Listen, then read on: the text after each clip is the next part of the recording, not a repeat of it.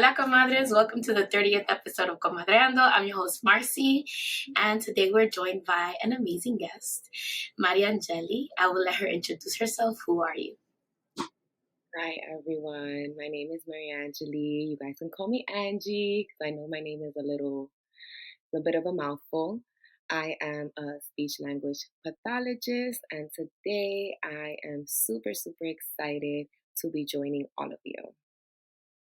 Wait, but let's talk about your other hat. You're also a new mom. Yes, I am. My little one is currently sleeping. But yes, I have been welcomed to the mom club. Oh, how old is your baby? He is 8 months. He turns 9 months in like a week. Oh my God. So yeah, time flies. I know. I remember you being pregnant. It's crazy. But I feel like time speeds up now. Yeah, after your it does. Definitely does. You blink and they're like 1 year old. And you're like, what the hell happened? So I want to tell the comadres how we met. We used to work at the same school, and I was besties with her sister. We were like teacher besties at the school, and Angie was the speech pathologist there. She was working with a lot of my students. So, that's how we connected. And our topic today is speech and milestones. So the reason why the topic came up is I'm often asked by new moms like Mariangely and other parents, like what is normal in regards to speech development. And I feel like it's an important topic to cover because, I want to give other moms things to look out for. And I feel like the earlier you can get help, the better. Okay, so you already told us you're a speech pathologist. So I want to ask you a personal question. What made you decide to pursue that career? It's a quite interesting story because it wasn't my first choice. I grew up in Washington Heights, which, if you don't know, is a predominantly Hispanic community. Mm-hmm. So growing up, I had never heard of a speech language pathologist. I didn't know anybody. I've never heard of that field. It wasn't something that, when I got to college, I said, oh yeah, that's what I want to be. I actually majored in psychology. That's what I wanted to do. That's what I had been exposed to. Growing up, it's like if you want to help your community, you're either a doctor, a nurse, or some type of like psychologist. Like that's what helping your people is. So I was in my third year of college, taking my psychology courses, and I kind of just felt burnt out. My personality, it's more, I like answers. I like concrete answers. Mm-hmm. I like things that are like scientific based. And I felt that in psychology, a lot of things were gray. There's not a real answer to things. It's more of, trial and error. You have different therapy methods, and if it doesn't work, you keep going. And I just felt that the lifestyle that I wanted, that wasn't what I was trying to pursue. And I wasn't trying to pursue a PhD in psychology to extend my years in schooling. I kind of wanted to be done. So I kind of hit this fork in the road, and I said, well, what am I going to do? Am I going to throw away my 3 years of school and start again? Which, by the way, happens to a lot of people. Mm-hmm. They start a major, and then they're just kind of like, this isn't for me. So my best friend was in the same boat as me. So we started just looking at different careers that we could use our psychology degree in. And then this fancy word, speech language pathologist, popped up, and we started looking into it. We took a course, Linguistic 101, and I loved it. It only required a master's. So this is also a little sidebar. Anybody who's trying to be a speech language pathologist, you get your bachelor's and you get your master's and you get your license and you can practice. Amazing. So that's how I kind of stumbled upon the field, and I'm just very lucky that I loved it and I still love it, and I'm grateful. I want to do a sidebar. When I was doing my master's, I had to take a linguistics class, and I was like, so, like, my brain, I love like knowing how things work and like the little nuances of things. And I feel like that class was just like it for me. When I took the linguistics class, I went to State College, by the way. So when I took the linguistics class at City, I was just like, wow, if I don't become a special education teacher, I definitely want to be a speech teacher, because it was just learning how the mind works and how language is developed and how you can help people develop language in that was like phenomenal to me. So how long have you been doing this? So I'm this 4 years and a half. I'm Mm-hmm. going into my fifth year in September. So still pretty new. Still consider myself a newbie. All right. So when you started working at you started working in a public school. Yes, right off, I graduated and I went straight into the school system. I knew I wanted to work with school age children, so that's exactly what I did.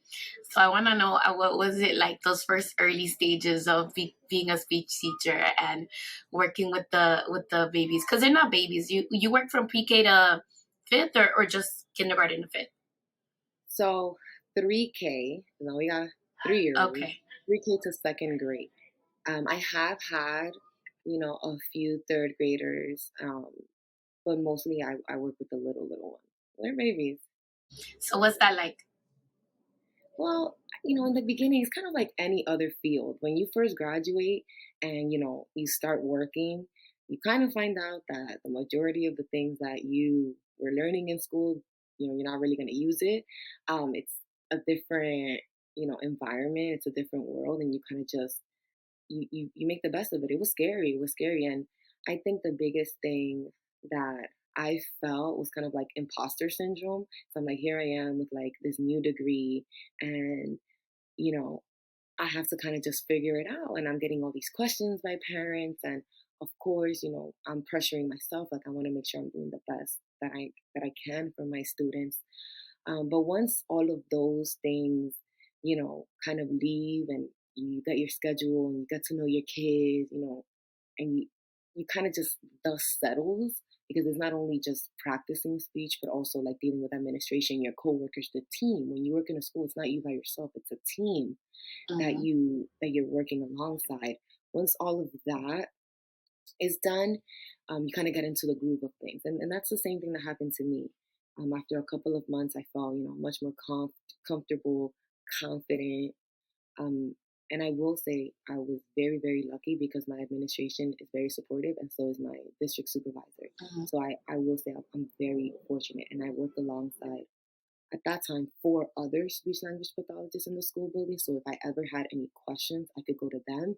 And my teachers were extremely supportive and knowledgeable. And, we'll get into why that's important later on, too. Yeah. So, okay. So walk us through, like, you get a new student on your caseload, but what is it like when you first start working with them? For example, like, is there anything that you do to kind of pair with them or like get to know them better? And like, does that tailor your approach with regards to the therapy that you do with your students? Yeah, absolutely. So, the first thing I get a new student on my case, so the first thing you want to do is you always want to read the background on paper of that student. You want to know exactly, what are we going to be working on? What have other teachers said about this student? What has the parent said about this student? What has the communication been? What is the level on paper that they're at? Remember, the level on paper isn't necessarily what you're going to see. And Mm-hmm. I've dealt with those situations where, on paper it says the student has 30 words. I meet the student and he's telling me, full blown stories. And Mm-hmm. the opposite can be true. On paper it says that he's supposed to be saying these complex sentences and he has one word. So you want to read the background to kind of get an idea, but you still want to remain objective and take the student for what they are. But it's good to go in with some type of knowledge. So I meet the student. I always want to make sure that the student doesn't feel like pressured.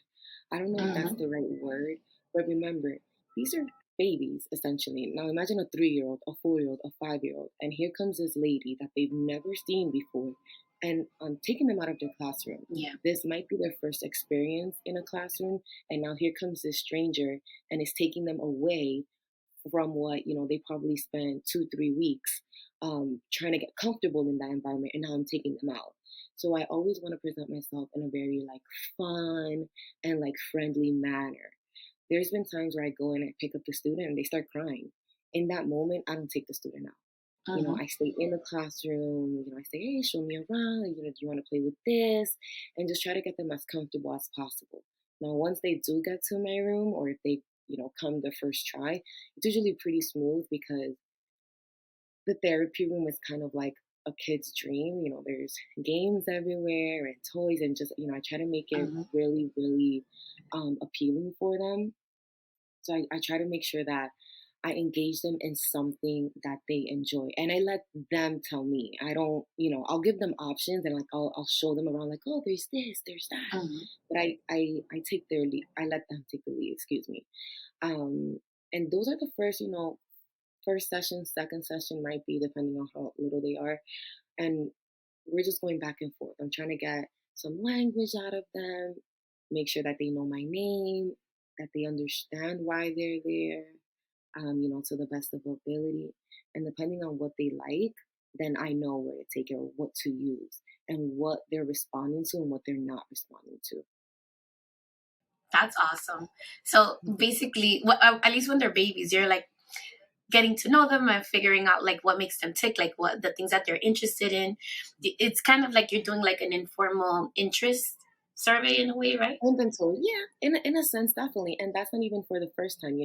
Even if you notice, for example, that the student really likes Play-Doh, then okay, they like Play-Doh, I'm gonna get him or her comfortable in this moment. But then later on, if they're really into it, then I can reinforce or reward them for their work with that same activity. Awesome. So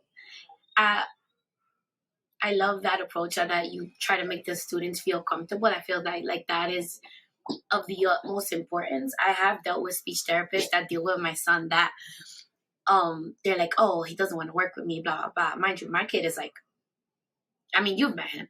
He's very outgoing, and if he's comfortable with you, he's just gonna like hang out with you and do things. So this one, I think it was like in not early Head Start. It was like the 3K program. She was like, oh, he doesn't want to work with like me. Early intervention.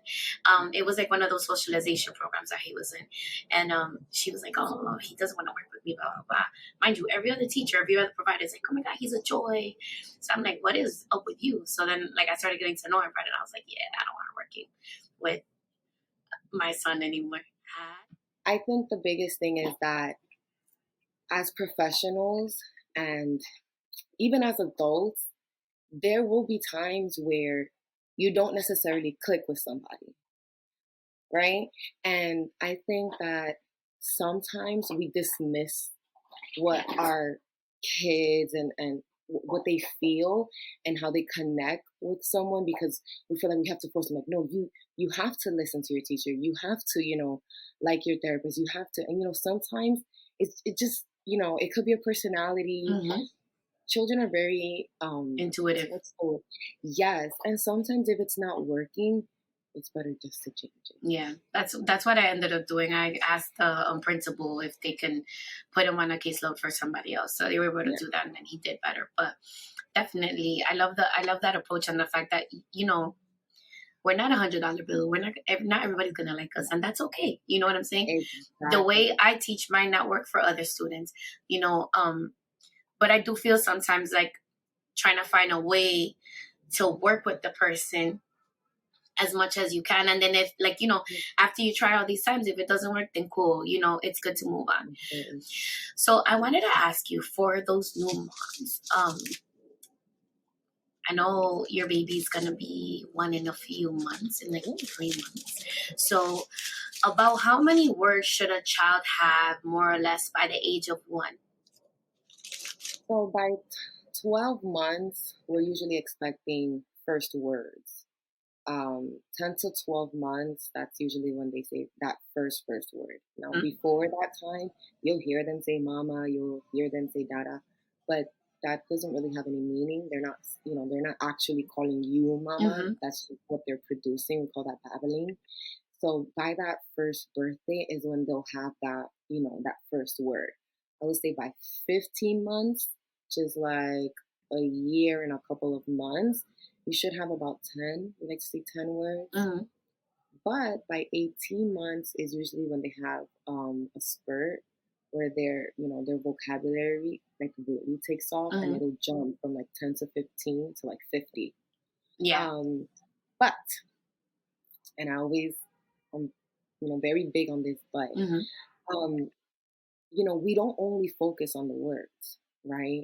There are so many other layers to communication that we are looking at, right? So it's not to say that just because, little Johnny has, 5 words that, you know, you should be extremely, extremely concerned. There's other things. Remember, we have expressive language, we have receptive language, we have body language, how they play. These are all layers to communication that we're looking at. So yes, those words are important, but so is he responding to his name? If the door closes behind me really loud, is he gonna look? These are all things that we're also going to be looking at. Yeah, definitely. Um, in my master's, I did a research on whether, because when Aiden was first diagnosed, they told me just to speak to him in English Mm. to avoid the confusion. And of course, it wasn't a person of color that told me this, and the person was not Latina. And I didn't really know, so I accepted it, and I was like, cool, whatever you say. But in my research, I did a whole research, what is it? You go, girl. I did a research, actually, one of my master, Yeah. we had to do like 2 things to be able to graduate, and one of them was whether or not, if your child has a speech delay, raising them bilingual is going to affect whether or not they speak in the long run. And it actually has an adverse effect. Taking away that home language will actually negatively impact your child, because not only that, they'll feel ostracized in the house. So there was a bunch of research reports I read, but the one that stuck out the most was this child. He was from China, and his parents spoke Mandarin, and he was here in the United States. And basically, the speech providers, he had autism. The speech providers told the parents to only speak to him in English, don't speak to him in Mandarin. And as he got older, once he started speaking, he told them that he felt that he didn't belong to the family because he wasn't able to speak Mandarin with them, and that he didn't understand a lot of the social cues. Because if you think about it, as bilingual people, because you're Dominican too, the way we express ourselves in our home language is completely different than how we express ourselves in English. We have different Spanishes. Like the Spanish we use at home that's another thing I learned in linguistics. The Spanish we use at home is not the same Spanish that we use academically, right? So the way we, even showing affection or terms of endearment in your home language is completely different than the foreign language. And if your parent was not born here speaking a second language, they're not able to give you those nuances of socialization via language if you're not teaching them that. So yeah, so what's your opinion on that? Should the parents, let's say your child is having a speech delay, should they only speak to them in one language, or should they speak to them in both? I know that as a bilingual person, we have when we're learning English, that we have our home languages, at least my home language is Spanish, we have a long silent period because we're getting that receptive language. And then once we start talking, it's like, it's like it catches up really quickly. So what would you suggest to parents of children that are bilingual, and if they're having a speech delay? Well, first of all, I want to commend you for doing your research because it's kind of like what you said. A lot of the times when our parents, they do go to the doctor, when they do go to these different professionals, oftentimes whatever it is that that person says, that's what they take, and they don't question it, right? Because growing up, that's what we're taught, that if your doctor or so and so who's an expert in this field, if they said that, then if that's what they're recommending, that's what you do, and you don't question it. So good work, and I recommend that to all the moms out there. You're your child's biggest advocate, and if you feel that something is off, or you just want a second opinion, you keep pushing. Just keep pushing, and until you get those answers. So yes, everything said is absolutely correct. The field of speech language pathology is constantly changing, and we're constantly getting new research and new information on children that are bilingual. Because when the field first started off, it wasn't for bilingual children, right? This was a field that was made for English speakers and delays for English speakers. And now, as time has passed, and we have started to include more languages, now is that we're getting more research done in the topic. So yes, back in the days, or a couple decades ago, it was believed that child if your child was in a bilingual home, you should only speak to them in one language to avoid confusion. Now, new research has come out that is absolutely false. um, I am Dominican. I am a bilingual speech language pathologist. And yes, that is the first thing we tell parents.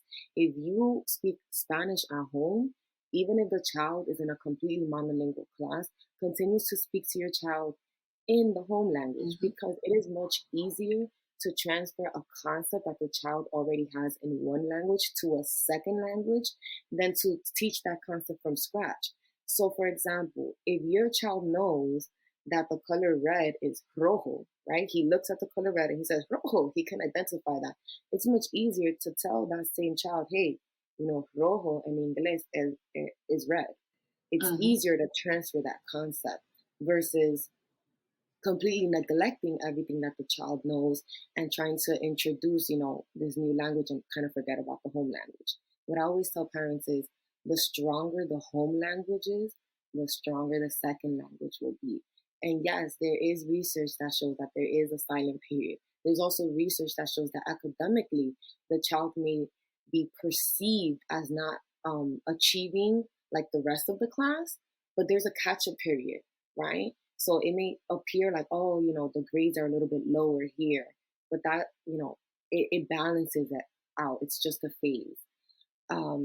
So to all, my bilingual households, I know there's a lot of you guys don't feel that you can introduce or maintain your home language. Even if your child has a diagnosis, that doesn't affect anything. They are completely capable and able to learn two languages. And if you're bilingual, research also says that,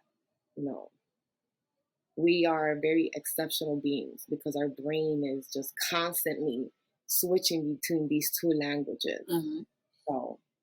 So, what's funny? I never actually, I listened to the speech pathologist, but Aiden learned Spanish, obviously, receptively.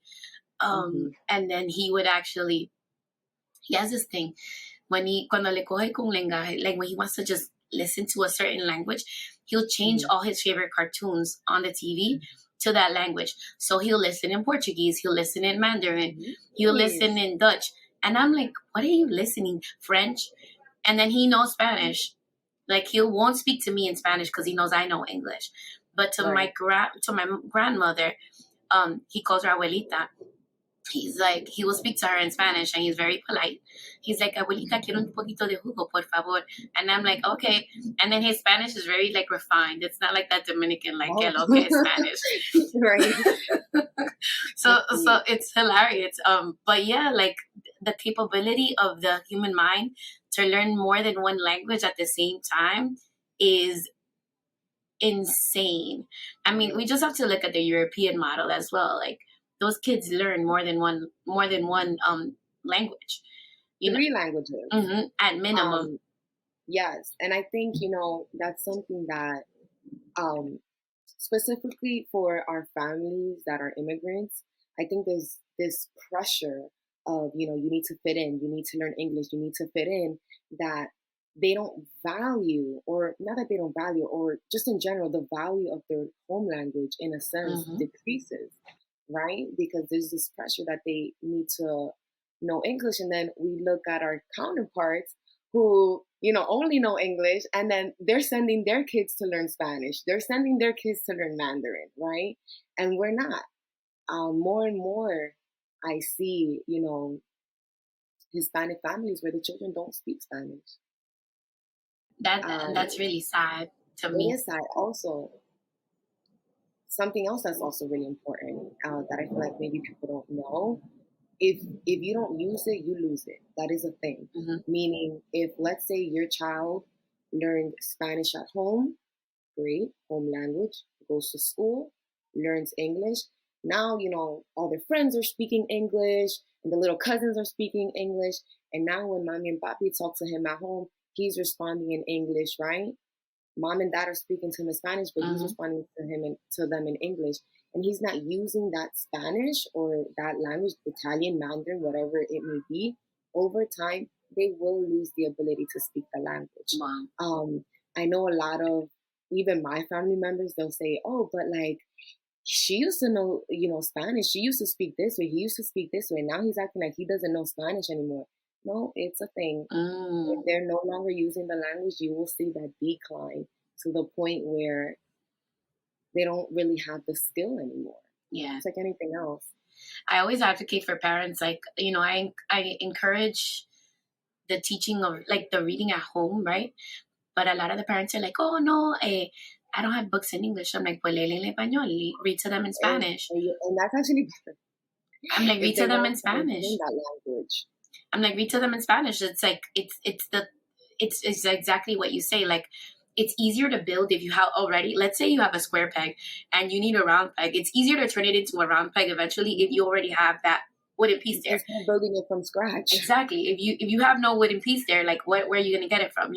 So a lot of the parents, the skills I want to tell the comadres too. It's like the skills they learn reading in Spanish. A lot of those skills are transferable, and it's easier to teach a child to read in English once they have the linguistic basics from their home language.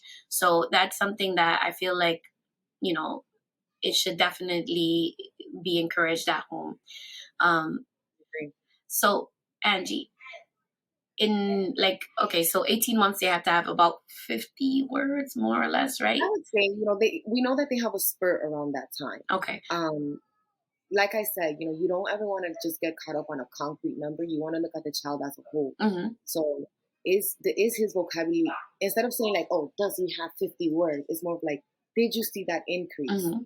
Did he or she go from having, 10 to 15 words to kind of like, kind of been, he's been picking up on a lot of words. Like, I think as parents, it's pretty hard to like sit there with a notebook and say, okay, he says mama, he says more, he says no. But you do know as a parent, like, has he been picking up? Does he have more words? That's what we want to see. Yeah. So, okay. So flipping the coin, what age should there be a concern if there is no language? Or, like you don't, like, let's say the child is bilingual and they have that silent period, but like what age more or less should parents be concerned if they don't really hear as many words in either language, whether it's the home language or the second language? So that's the thing. And I think that's like the driving point, is that there is no set language. There is not a point in period in time where as a speech language pathologist, we're like, okay, he's 4. At 4, like I said, like, you got to go through that notebook and like, he doesn't have that. There's a problem. No, as early as 9 months, we're looking at skills, right? Like I said, at 9 months, are they ma ma ma ma ma da da da da da? Are they repeating those sounds, right?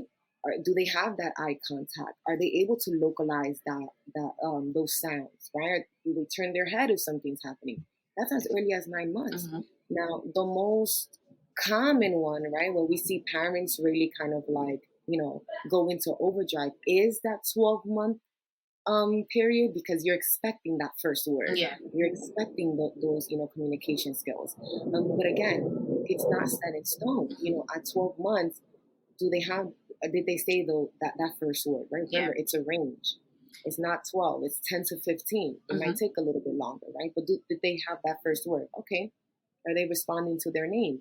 If you clap, are they imitating you, right?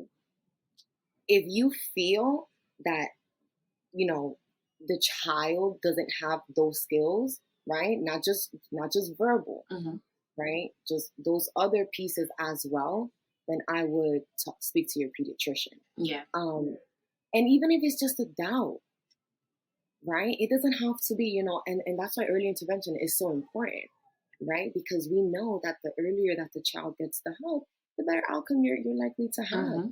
And we have many, many children where, they might start off with a speech delay, they get early intervention, and we're done, right? They don't require intervention later on. So if you do have that doubt where you feel that your child, has reached, that 15, 18-month age, and they don't have, a variety of words, let's say those 10, 15 words, they're not responding to their name. They don't have interest in people. They're not imitating, your actions. Uh, when they're playing, you do peekaboo. Are they engaging in that? Are they doing it back to you? Those are the skills that we're looking at, right? So remember, the child as a whole, not just what they're saying verbally. Go to your pediatrician, voice your concerns, get an evaluation. You can get an evaluation that might say, you know what, we see you, we hear your concerns, but unfortunately, which has happened, unfortunately, your child is not delayed enough, right? Early intervention in the state of New York is provided for the children who need it the most, right? So your child might have a delay, but it's not significant or severe enough for you to get early intervention. Follow up. That's your right as a parent. You get the evaluation and say, we see your concerns. He or she does need a little bit of help, but not enough to get early intervention. You can follow up in 6 months and say, I want another evaluation. Yeah. I'm still not seeing the progress. Yeah, another thing that I want to advise I'm sorry to interrupt you. Another thing I want to advise the comadres is that I interviewed a parent of a child with special needs. We were talking about routines and safety. So we went through the same experience. Our children regressed and lost language, right? So that's a big That's a big one. That's a big red flag, right? So then when I went to the pediatrician and I raised my concerns, they were like, "Oh no, you should wait." So it took me being an advocate for my child, and really stepping in there and be like, yeah, that doesn't actually happen developmentally. I know obviously, but children don't go back once they learn to speak, right? So that's the same. That's the same with you don't learn to ride a bike and then wake up the next day and now you no longer know how to ride that bike.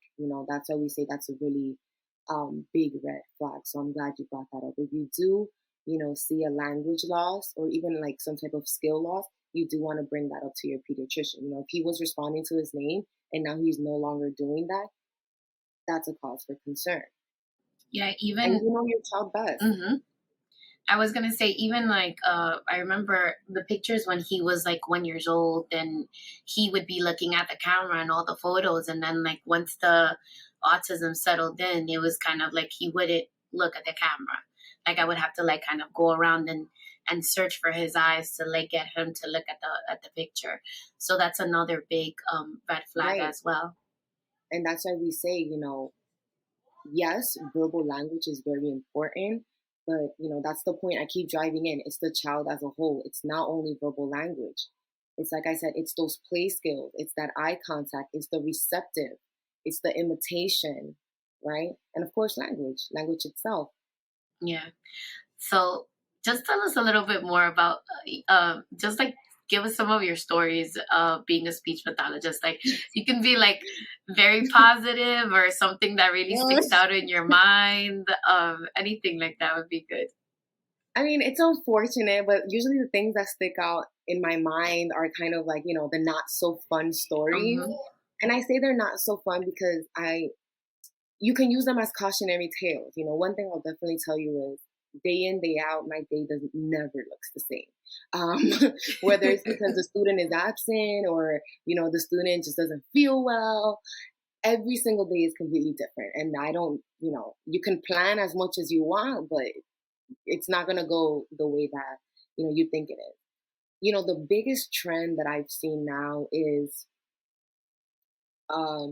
students, in a sense, not being in the right setting. Not being in the right setting as in not receiving all of the support that they need. And the reason that I bring this up is because I know that, there's going to be, I hope that this podcast reaches a lot of people and a lot of moms, because, I think it's important to say, if you do feel that your child needs more support and they are receiving that support, the ball doesn't stop there. You advocating doesn't stop there. Always make sure you know what's happening in those sessions. Know what the goals are. Read those IEPs. For those of you who don't know, an IEP is once you have a school-aged child, your child is in kindergarten, first grade, second grade, there's a legal document that says, little Jimmy is entitled to speech therapy, and it says how many times, for how long, what exactly are they working on. Every so often months they say, this is the progress. And the reason that I bring that up is because oftentimes, especially in our communities, we think, oh, that's it. He's getting speech therapy. He's going to get better. No, know what's happening. So for me, what's been happening is, I often like to call home and I say, hey, this is what's going on here. These are the behaviors that I'm seeing. Is that what you're seeing as well? Right? A lot of the times our children who do have communication difficulties also tend to have behaviors. And I bring that up because those behaviors have nothing to do with him or her being a bad kid. Sometimes it has nothing to do with them being violent or not violent. It has to do with communication and the frustration that comes with not being able to communicate. Just think about it. Think about it yourself. Like, imagine having to go the entire day, right? Not being able to communicate any of your wants and needs. Not being able to say, I don't want that apple. Who said I wanted to be an apple? Why are you bringing me an apple? I'm tired today. I don't want to do this. I'm tired. I didn't sleep well. I had a nightmare. Or, you know what, that window right there, it's really distracting me. I don't like that the sunlight is coming through. Actually, I don't like the color of the curtain. Imagine going through the entire day and nobody's understanding what it is that you're trying to say. And then in a sense, especially in the school, you're being imposed these routines. Yeah. You're being imposed these schedules, right? And oftentimes, I think our parents don't know that you have more options to that. It's not only speech, right? You can get a communication board. You can get a whole communication device. You can get help outside of the school, right? And most importantly, you want to have that communication with the speech therapist in the school or outside of the school for my younger kids in early intervention, so you can carry those skills in the home. 100%, a child receiving therapy is better than no therapy, but that therapy time is usually 2 times a week for 30 minutes, 3 times a week for 30 minutes. That's not enough. That practice needs to be carried on into the home. And that's what really makes a difference. And you can tell. Yeah. You can 100% tell when a child is working on the same thing across the board. Yeah. Whether that's in the class, in the therapy room, at home. You can tell. It makes a really big difference. Yeah, I feel like a lot of the parents don't know, like, it doesn't stop at the school. And this is in regards to therapies as well as education-wise. If there's a goal that we're working on, for example, one of Aiden's goal was like, we wouldn't give him, because he was he was naming things. What do you call manding, right? Okay. He was manding. He was telling us the object, whatever it was that he wanted, but he had the words, but he wasn't speaking in full sentences. So if he wanted milk, he'd say milk, right? Right. So then once we knew that he had all the vocabulary words, the goal that the speech provider came up with was he cannot get anything unless he says the full sentence. And if he doesn't remember, reminding him, I want whatever it is that he wants.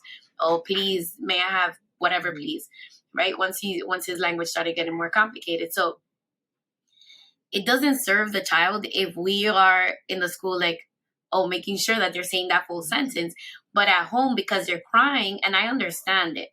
Yeah. Because listen, if a child is throwing a tantrum and they're just screaming, like, whatever it is, the object or the food item or the thing that they want to play with, and they're on the floor or they're in the street, which is even more stressful for a parent,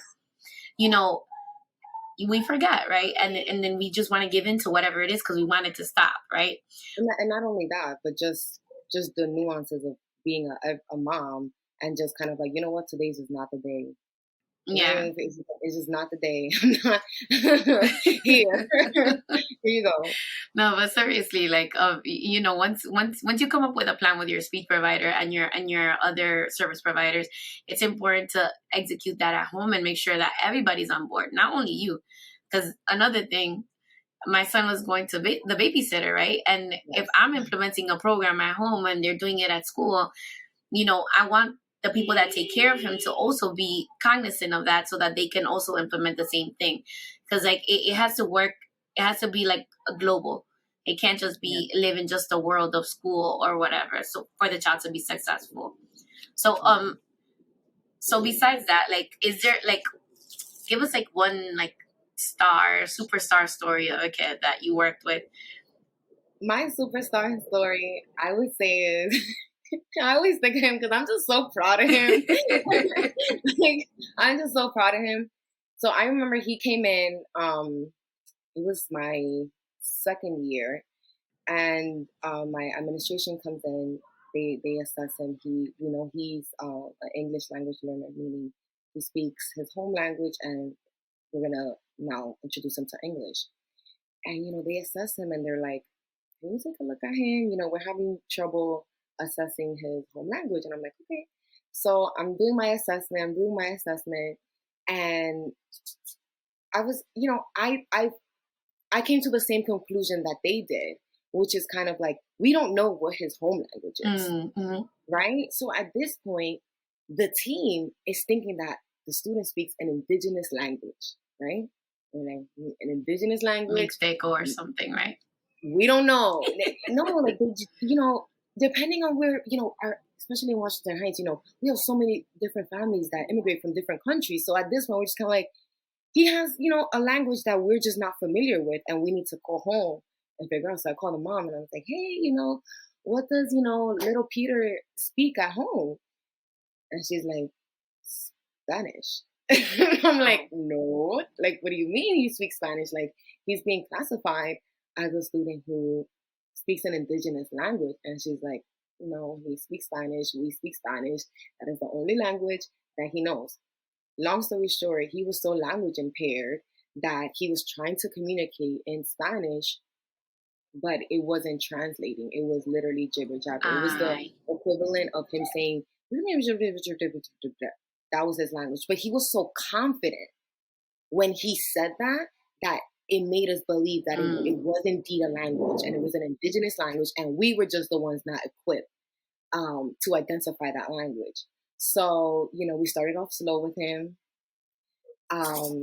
Pictures, picture boards, picture communication boards, and building up that vocabulary to the point where now my little star student is speaking in sentences in English, sentences in Spanish, and the same recommendation that we were talking about in the beginning of the segment. I told Mom, speak to him in Spanish. Don't worry about the English. You know Spanish. That is what you guys speak at home. Speak to him in Spanish. The English part, we'll figure that out. That's our job. That's not your job. And he is fluent in both Spanish, in both Spanish and English. Yes, and he'll tell me. Like, I remember actually like 2-3 days ago, we were playing a game at the end of the session. It was Zingo, and I have bilingual Zingo, obviously, like English and Spanish. Yeah. And it was like the last 2 minutes of the session. I'm like, all right, let's pick a quick round. What do you want, English or Spanish? He's like, Espanol. I was like, all right, cool. And then we were playing the game, and he's just kind of like, naming all the different pictures in Spanish, and it was that, like, just strictly Spanish. Oh my God. So that's my little fun student. Oh my God, I love that. I love all my students, don't get me wrong. So another thing I recommend to parents is like kind of like what we do in the classroom, like labeling things in the house, especially if like whatever the home language is, like creating labels for things all throughout the house, and making sure, like, especially when they're babies, like really like using proper language and like naming things and pointing to it so that they can see. Yeah, I think it's just like, human nature, when the kids are so small, they're so cute, we call everything itty. So it's like the doggy, the kitty, the ducky. So, we want to make sure that once we are trying to build that vocabulary, we start naming things for what they are, so that they understand that. I had a kid I used to call in kindergarten. He came in, I was like, so what is this? He's like, es un guau. I'm like, es un perro. That's so common. That is so common. It's like, no, you have to say it's a dog, not even a doggy. It's a dog. Just so that they could build that that vocabulary. Another thing I tell, my parents is, going back to what we were saying, that, sometimes it's hard, when you have a goal and it's like, oh, like say the whole sentence. You want to make sure, just find those opportunities. It doesn't have to be an all day thing. It's like, if in that moment you do it once is better than none. Yes. You know what I'm saying? There's that. Another really big thing that I tell parents is just talk to them. That's the number one thing. So that's the biggest thing. I feel like a lot of the times when parents are getting advice from either doctors or even teachers, they get these advice, which is totally valid and it works, right? Reading to your child every night, doing these activities with them. All of that works, yes. But as we know, especially now, we have a much, much higher percentage of working moms than what we did 10, 20, 30 years ago. So sometimes you just don't have the time. So my biggest thing is always just talk to them, right? So they look at me and they're like, what do you mean talk to them? Like, why? What is there to talk to a 2-year-old about? Like, he's not going to talk to me, about the weather. And what I do, and I do this with my son as well, is I just talk to him about whatever it is that I'm doing. So yes, I am the crazy lady in the supermarket with my kids saying, oh, look, they don't have pasta. It's okay if we don't have pasta. Let's try to pick this up instead. Just simple things like that. I'm changing his diaper. I'm like, oh, we're going to change your diaper now. Oh, wow. Oh, wow. That's all that is. Just describe what you're doing. If you see that you're trying to cook dinner and your kid is crying because they want to be next to you, let them be next to you. And then tell them, we're making chicken. Look, I'm cutting the chicken. I'm getting onions. Onions. Oh, wow. There's, makes my eyes burn. That's all that is. Because believe it or not, as cliche as it sounds, they are like little sponges and they're absorbing all of that language. Yes. And the more you model, the better, right? So instead of saying, oh, you want cheche? Say, ¿tú quieres leche? Would you like some milk? And they may be looking at you like, and then you answer yourself, yes, I want milk. So, don't be afraid to do that because that's all it is. Yeah. And if that's what you have time for, that is enough. One of the things that one of the speech providers that was working with Aiden when he was little, he used to tell Aiden, he used to look at him like dead in the eye. And he was like 2 years old and he'd be like, use your words. And he would start talking every time. That and then they told me to get this app on the iPod. It was like a iTalk flashcard app. I don't even know if it exists anymore. But it's literally flashcards on like different kind of categories to increase vocabulary in kids. And then you could switch it to Spanish or English. I think even French and other languages as well. That and then the alpha books. I know they don't make them anymore. It was like this little box of books. And it was like A. And it would have like 5 pages with different things with like things that started with A. Like A to Z. And it was like a box like this big. But yeah, like those kind of things. Like even if you have to resort to like using a flashcard app on your phone, if you can't talk to your kid, just make sure that the flashcard app is actually speaking and not just like showing the picture. Right. So the whole I did like an intervention. So I was doing the flashcard app. I would like make it read it to him twice. I would make him repeat it, and then we would repeat it together at the end. So it doesn't have to be so clinical. It can be more relaxed, but definitely speaking to your children is very important. Yeah. But besides that, I want to end the podcast how I always end it. I want to thank you, Mariangely, for coming on, Angie. And as always, comadres, you can follow me at Comadreando Pod on IG or Angie at, if you want to drop your handle, you can. Yes, it's Mariangely X. So it's my name, a little X at the end. Okay, on IG. And if you have any questions or if you want me to bring Angie back, if you have any questions for her, make sure to send me a Comadre-Gram at Comadreando at escthenetwork.com or slide up into my DMs.